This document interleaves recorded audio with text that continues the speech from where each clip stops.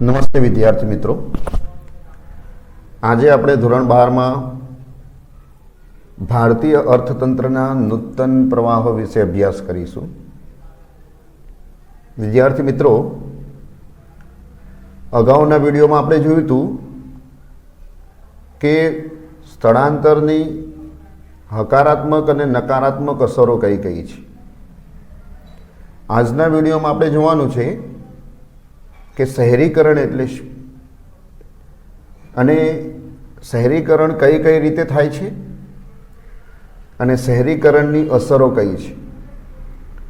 વિદ્યાર્થી મિત્રો, શહેરીકરણ એના બે પાસા છે.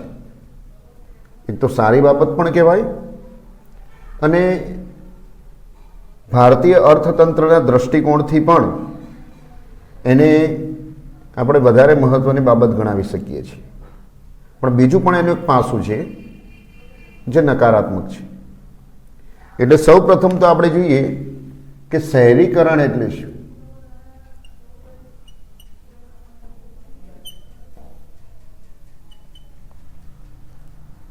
તો સામાન્ય અર્થમાં આપણે કહીએ કે જ્યારે ગ્રામ્ય વિસ્તારની વસ્તી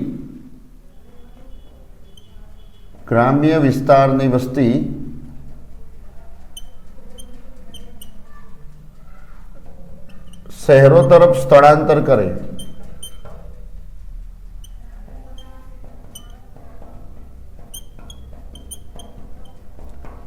તો તેને આપણે શહેરીકરણ કહીશું.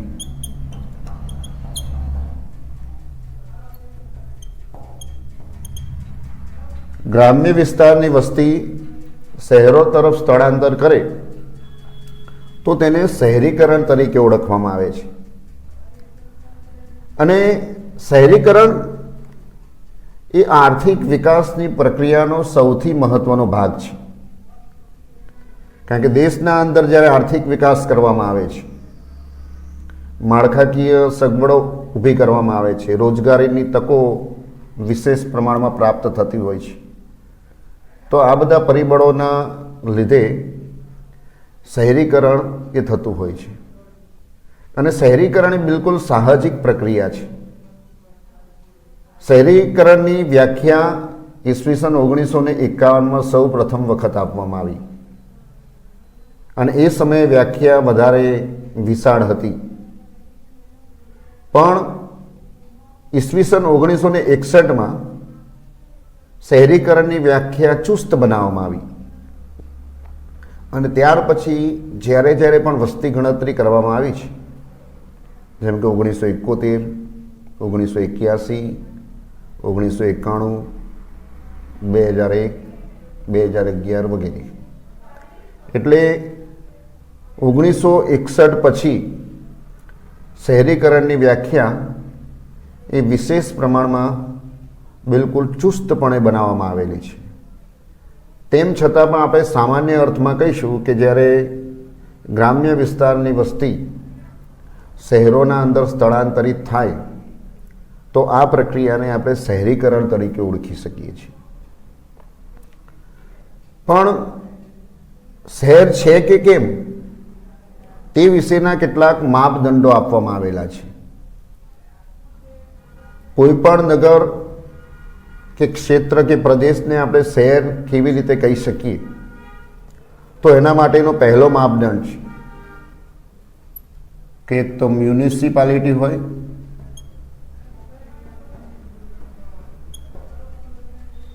કેન્ટોનમેન્ટ બોર્ડ હોય,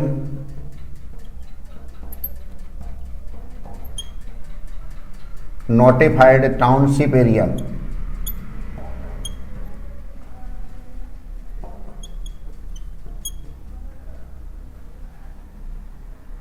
કે મ્યુનિસિપાલિટી હોય, કેન્ટોનમેન્ટ બોર્ડ હોય અને નોટિફાઈડ ટાઉનશીપ એરિયા જે આવેલા હોય, તો એક એનો પહેલો માપદંડ આ છે. એ સિવાય એમાં બીજા પણ 3 માપદંડો હોવા બહુ જરૂરી છે. નીચેના 3 માપદંડો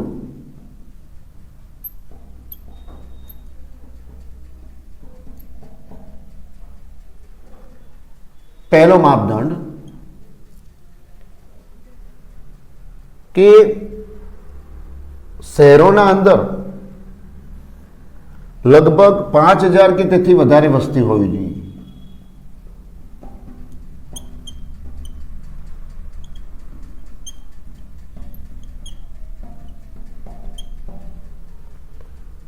પાંચ હજાર કે તેથી વધારે વસ્તી હોય તો એને શહેર ગણી શકાય. બીજો માપદંડ છે પ્રતિ ચોરસ કિલોમીટર 400 ની વસ્તી ગીચતા હોવી જોઈએ.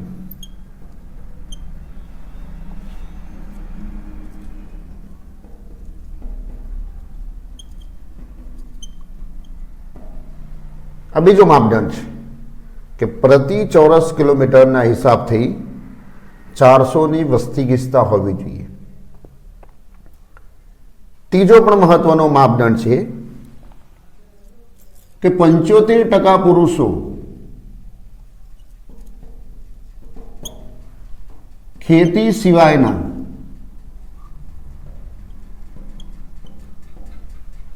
વ્યવસાય સાથે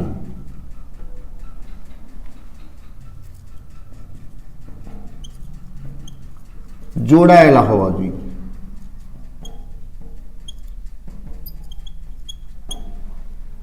આ ત્રીજો માપદંડ છે. કારણ કે આપણા દેશનો સૌથી મહત્વનો વ્યવસાય કૃષિ છે, પરંતુ જે નગર કે શહેરના અંદર 75% પુરુષો ખેતી સિવાયના અન્ય કોઈ વ્યવસાય સાથે સંકળાયેલા હોય તો આપણે એને શહેર તરીકે ઓળખી શકીએ છીએ. તો પહેલો માપદંડ આ તો છે જ કે નગર કે શહેરના અંદર એક તો મ્યુનિસિપલ કોર્પોરેશન હોવું જોઈએ, કેન્ટોનમેન્ટ બોર્ડ હોય, નોટિફાઈડ ટાઉનશીપ ક્ષેત્ર અથવા તો એરિયા હોય. આ ઉપરાંત 3 માપદંડો હોવા જરૂરી છે, જેને આપણે A, B અને C એ પ્રમાણે એને પ્રસ્તુત કરેલા છે. પહેલું 5000 કે તેથી વધારે વસ્તી ગીચતા હોય, ત્યારબાદ પ્રતિ ચોરસ કિલોમીટરે 400 ની વસ્તી ગીચતા હોવી જોઈએ, અને 75% જેટલા પુરુષો એ ખેતી સિવાયના અન્ય કોઈ વ્યવસાય સાથે સંકળાયેલા હોવા જોઈએ. તો જ્યાં આ 3 માપદંડો રજૂ થાય છે ત્યારે આપણે એને નગર અથવા તો શહેર તરીકે ઓળખી શકીએ છીએ. ખાસ કરીને શહેરીકરણની પ્રક્રિયા બ્રિટિશરોના સમયમાં બહુ જ ઓછી હતી, કારણ કે એ સમયે ઉદ્યોગ ધંધાનો વિકાસ એટલો બધો નહોતો થયો. પરંતુ આઝાદી મળ્યા પછી 1951થી શહેરીકરણની પ્રક્રિયા એ વિશેષ જોવા મળે છે. તેમ છતાં પણ શહેરીકરણની પ્રક્રિયા સૌથી વધારે ઝડપી 1991 પછી થઈ છે, કારણ કે આ સમયગાળા દરમિયાન કેટલાક આર્થિક સુધારા કરવામાં આવ્યા. ઉદારીકરણ, ખાનગીકરણ અને વૈશ્વિકીકરણ એ આર્થિક સુધારાઓ છે, અને સરકારના દ્વારા પણ ઉદ્યોગોને પ્રોત્સાહન આપવાની નીતિ અમલમાં આવેલી છે. કેટલાક ઉદ્યોગોના વિકાસ પાછળ કેટલીક છૂટછાટો આપવામાં આવેલી છે, પગલાં લેવામાં આવેલા છે. એટલે આ બાબતોને ધ્યાનમાં રાખીને આપણે કહી શકીએ કે આઝાદી મળ્યા પછી 1991 બાદ શહેરીકરણની પ્રક્રિયા એ સૌથી વધારે થયેલી આપણને જોવા મળે છે. આંકડાકીય માહિતીના હિસાબથી આપણે જોઈએ તો 2011માં લગભગ 32% વસ્તી એ શહેરોના અંદર વસવાટ કરતી હતી, અને 68% વસ્તી એ ગ્રામ્ય ક્ષેત્રોના અંદર નિવાસ કરે છે. જો આ પ્રમાણે જ આ પ્રક્રિયા ચાલુ રહી તો 2050 સુધીમાં લગભગ 2/3 જેટલી વસ્તી એ શહેરોના અંદર વસવાટ કરતી હશે એવું આપણે કહી શકીએ છીએ. હવે શહેરીકરણની પ્રક્રિયા કેવી રીતે થાય છે એ આપણે જોઈએ. શહેરીકરણ કેવી રીતે થાય છે? કઈ 3 રીતે થાય છે?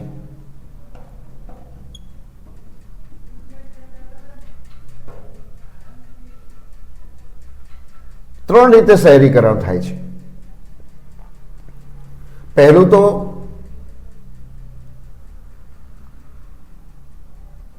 શહેરમાં મૃત્યુ દર કરતા જન્મદરનું પ્રમાણ વધારે હોય.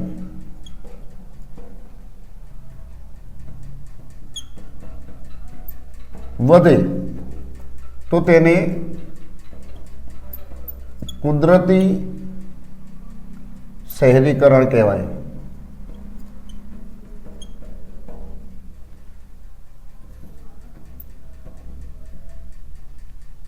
કે શહેર કે નગરના અંદર મૃત્યુદર કરતાં જન્મદરનું પ્રમાણ વધુ હોય તો આ પ્રક્રિયાને આપણે કુદરતી શહેરીકરણ તરીકે ઓળખી શકીએ છીએ. કારણ કે કુદરતી રીતે જ મોટા મોટા શહેરોના અંદર વસ્તી વધે છે, એટલે એના કારણે પણ ખાસ કરીને શહેરીકરણની પ્રક્રિયા થતી હોય છે. પછી બીજું એના પાછળનું કારણ છે કે નગર અથવા તો શહેરની વ્યાખ્યા બદલાવાથી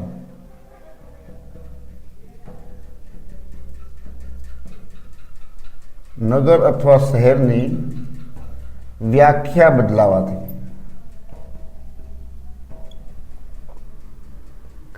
આપણે આ જે વ્યાખ્યા અહીંયા જોઈ, જે માપદંડો આપણે અહીંયા જોયા, એ માપદંડો સમયાંતરે બદલાયા છે. જેમ કે 1951માં ચુસ્ત વ્યાખ્યા હતી અને ત્યારબાદ એના અંદર ઘણા બધા ફેરફારો થયા, કેટલાક પરિવર્તનો આવ્યા અને આ પરિવર્તનના કારણે નગર કે શહેરની વ્યાખ્યા અવારનવાર બદલાઈ છે.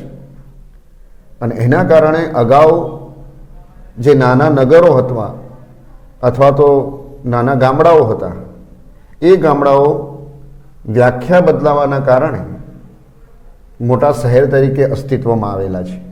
એના ઘણા બધા ઉદાહરણો છે. દાખલા તરીકે અમદાવાદ, અંકલેશ્વર, સુરત,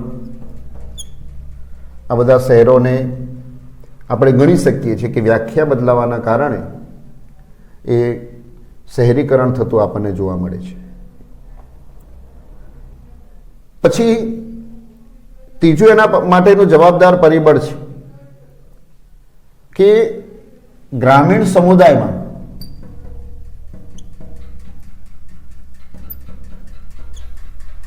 સમુદાયના લોકો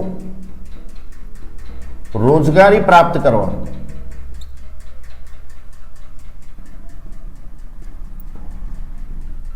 શહેરોમાં સ્થળાંતર કરી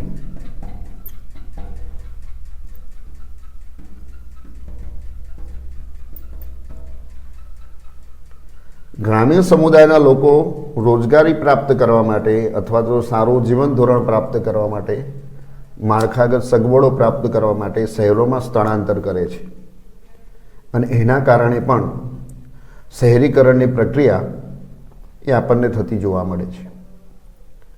હવે આપણે જોઈએ કે શહેરીકરણની કઈ કઈ અસરો છે. ખાસ કરીને આપણે વાત કરીએ તો વિશ્વના અંદર ચીન એક એવો દેશ છે કે જેમાં સૌથી વધારે ઝડપથી શહેરીકરણ થાય છે. અને ચીન પછી ભારતના સંદર્ભમાં આપણે વાત કરીએ તો ભારતમાં પણ છેલ્લા કેટલાક વર્ષોમાં ખૂબ જ ઝડપથી શહેરીકરણ થઈ રહ્યું છે.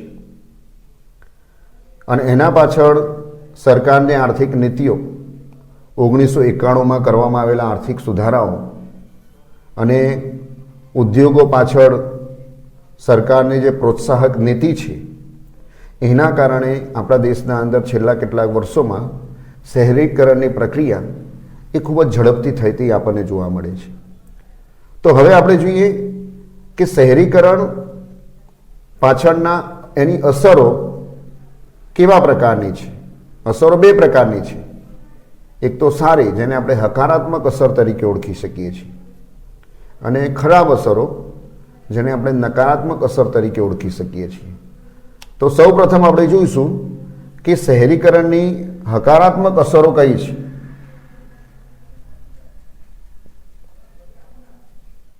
તો વિદ્યાર્થી મિત્રો, આપણે ભારતીય અર્થતંત્રના નૂતન પ્રશ્નોમાં હવે આપણે જોઈએ કે શહેરીકરણની હકારાત્મક અસરો કઈ કઈ છે. હકારાત્મક અસરનો મતલબ એ થાય છે કે દેશના અર્થતંત્ર ઉપર,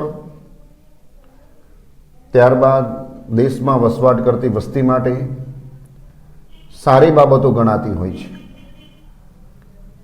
અને આપણે એ પણ વાત કરી કે વિશ્વમાં ચીનમાં સૌથી ઝડપથી શહેરીકરણ થઈ રહ્યું છે, અને ભારતમાં પણ 1991 પછી ઝડપથી શહેરીકરણની પ્રક્રિયા થઈ છે, જેની કેટલીક સારી અને ખરાબ અસરો આપણને જોવા મળે છે. એમાં પહેલું છે આંતરમાળખાકીય સગવડોમાં વધારો.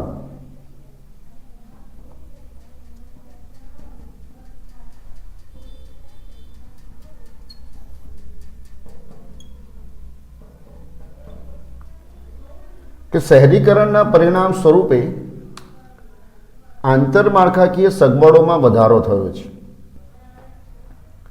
વાહન વ્યવહાર, રેલવે, તાર ટપાલ, વીજળી, તો આ બધી આંતરમાળખાકીય સગવડો છે. હવાઈ માર્ગો હોય, નવી સડકો હોય, તો એ પણ એક માળખાગત સગવડ છે. અને આ બધી સગવડો વધવાના પરિણામ સ્વરૂપે રોજગારીની તકો પણ વધે છે. સેવા ક્ષેત્ર હોય કે માધ્યમિક ક્ષેત્ર, પણ એમાં સૌથી વધારે પ્રમાણમાં રોજગારીની તકો વધે છે. અને રોજગારી વધે છે તો આવક વધે છે, અને આવક વધવાથી લોકોની ખરીદ શક્તિમાં વધારો થાય છે. અને ખરીદ શક્તિ વધે તો ચીજ વસ્તુઓનું ઉત્પાદન કરવા માટે બીજા નવા ઉદ્યોગો સ્થાપિત કરવા પડે છે. પરિણામ સ્વરૂપે ફરી પાછી રોજગારી પ્રાપ્ત થાય છે. એટલે ટૂંકમાં આંતરમાળખાગત સગવડો વધવાના કારણે રોજગારીની તકો વધે છે, આવક વધે છે, ખરીદ શક્તિ વધે છે. અને આ આખું જે ચક્ર છે એ સતત ચાલ્યા કરે છે. જેમ કે રોજગારી વધે તો આવક વધે છે, આવક વધે તો ખરીદ શક્તિ વધે,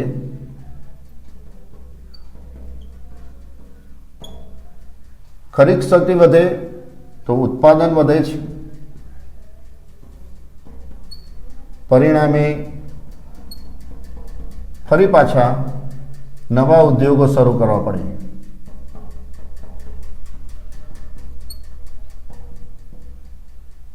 એટલે એમાં પણ રોજગારી સર્જાય છે.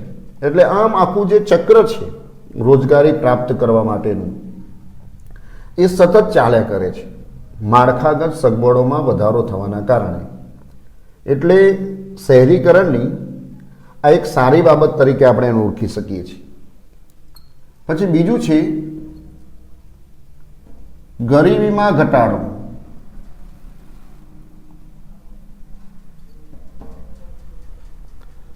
કે ગરીબીનું પ્રમાણ ઓછું થાય છે શહેરીકરણની પ્રક્રિયાના કારણે. કારણ કે શહેરોના અંદર રોજગારી પ્રાપ્ત કરવા માટે ગ્રામ્ય સમુદાયના લોકો આવે છે, અને એમને જુદા જુદા ક્ષેત્રોના અંદર રોજગારી પ્રાપ્ત થાય છે. પરિણામે એમને આવક વધવાના કારણે એમનું જીવન ધોરણ સુધરે છે, અને ગરીબીના અંદર ઘટાડો થતો આપણને જોવા મળે છે. અને આમ પણ ગરીબી અને બેરોજગારી એ બંને ચચેરી બહેનો છે. જ્યાં બેરોજગારી છે ત્યાં ગરીબી આપણને અચૂકપણે જોવા મળતી હોય છે, અને જ્યાં ગરીબી છે ત્યાં બેરોજગારી પણ જોવા મળે છે. પણ શહેરીકરણની પ્રક્રિયાના ભાગરૂપે લોકોને રોજગારી પ્રાપ્ત થાય છે જુદા જુદા ક્ષેત્રના અંદર, એટલે એમની આવક વધે છે અને આવક વધવાથી એમની ગરીબીના અંદર ઘટાડો થતો આપણને જોવા મળે છે. એટલે શહેરીકરણની આ પણ એક આપણે સારી બાબત તરીકે એને ઓળખી શકીએ છીએ. ત્યારબાદ બીજું મહત્વનું પરિબળ છે કે સાંસ્કૃતિક વિકાસ.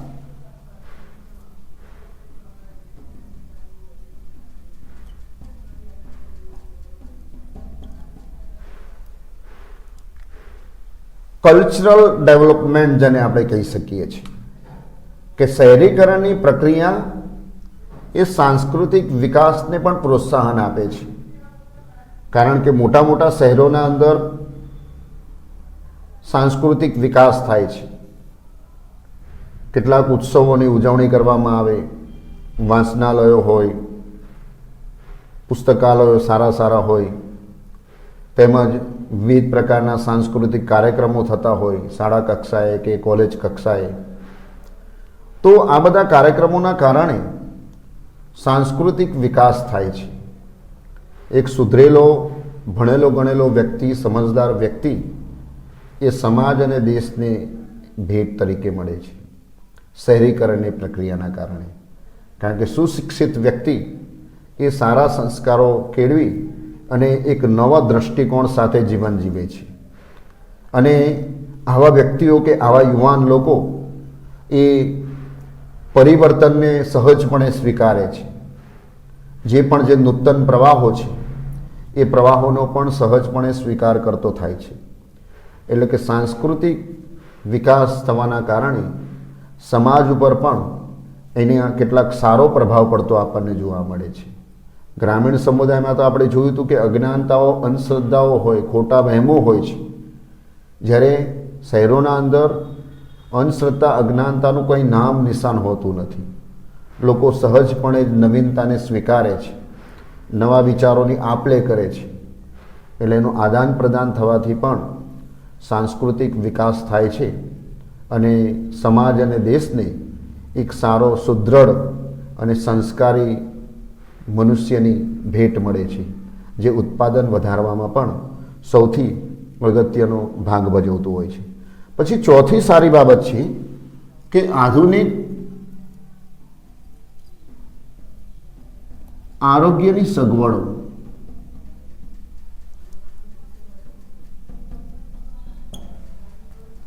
શહેરીકરણની પ્રક્રિયાના ભાગરૂપે આરોગ્યની સગવડોમાં વધારો થાય છે. ગામડાના અંદર આવી સગવડો હોતી નથી. ગામડામાં પૂરતા પ્રમાણમાં દવાખાના હોતા નથી, ડૉક્ટરોની સગવડો હોતી નથી. પરંતુ શહેરીકરણની પ્રક્રિયાના ભાગરૂપે સારા સારા આરોગ્યના દવાખાનાઓ એ બનાવવામાં આવે છે.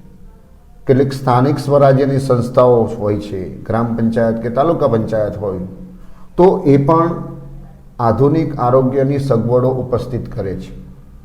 અને પરિણામ સ્વરૂપ ગરીબ અથવા તો મધ્યમ વર્ગના લોકો પણ રોગોનો ઈલાજ કરાવી શકે છે અને સારું આરોગ્ય જીવી શકે છે.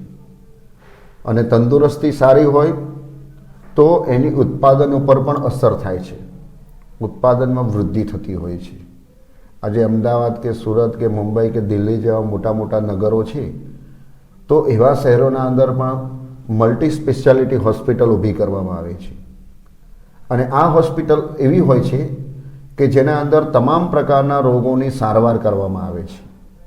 અસાધ્યમાં અસાધ્ય જેવી બીમારી હોય તો એનો પણ સચોટ ઈલાજ એ આવી આધુનિક આરોગ્યની સગવડોના માધ્યમથી કરવામાં આવતું હોય છે. એટલે પરિણામ સ્વરૂપ શહેરીકરણ એ સારું આરોગ્ય આપવામાં પણ સારી એવી સફળતા એ પ્રાપ્ત કરતું આપણને જોવા મળે છે. ત્યારબાદ પાંચમી એની સારી બાબત છે આધુનિક વિચારસરણી.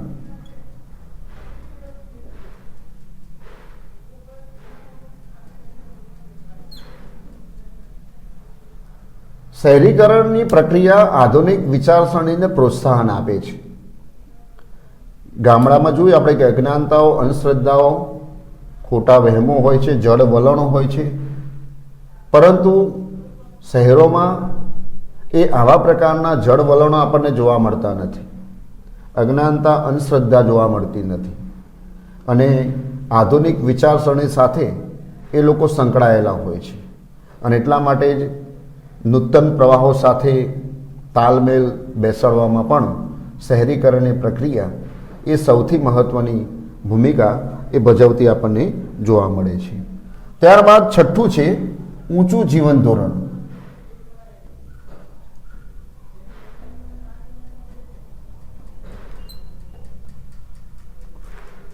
શહેરીકરણ થવાથી લોકોના જીવન ધોરણમાં પણ સારું એવું પરિવર્તન આવે છે. કારણ કે મોટા મોટા શહેરોના અંદર આંતરમાળખાકીય સગવડો પૂરતા પ્રમાણમાં પ્રાપ્ત થાય છે.